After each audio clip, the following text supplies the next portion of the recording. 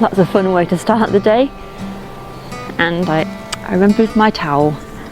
That was a big bonus. I know it's not officially spring yet, but it feels so much like spring. I think this is the first time I've walked along the beach and the wind hasn't been cold. Such a lovely morning. The sea is so calm and there's no wind. It's just the birds and it's just me on the beach. It was really nice last night as well. It was almost a full moon, but it was so clear. I have to wild camp on this beach. I also find out when the tide's really low, at high tide, but I do like sleeping on the beach. I slept in one on New Zealand and obviously just woke up to the most epic sunrise because in New Zealand they have epic sunrises. So yeah, I couldn't sleep last night because I was too excited, like a child at Christmas. But basically, like tiny house update, it's coming, well, it's grown a lot sooner than I thought it would have done.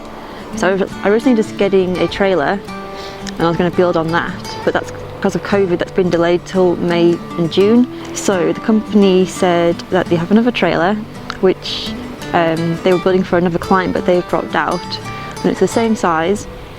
It's got the floor, not the subfloor, the 4 walls, the roof. The roof is flat, so I'm going to have to alter the pitch because I want a pitch roof, and it's got like a massive loft with like a walkway in between. But they said I can have it for a bit extra, but they're going to throw in some windows as well. And at first I thought I wasn't going to accept the offer because I want my tiny house built how I want.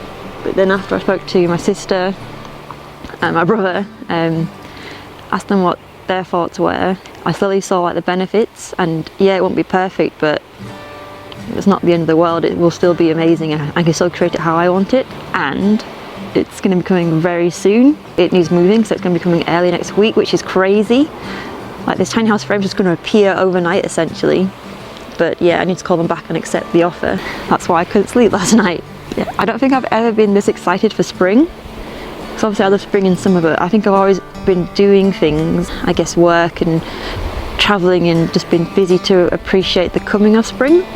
Obviously this year we've got, hopefully, the end of COVID and all the things to come now once COVID leaves and we can finally get back to normal.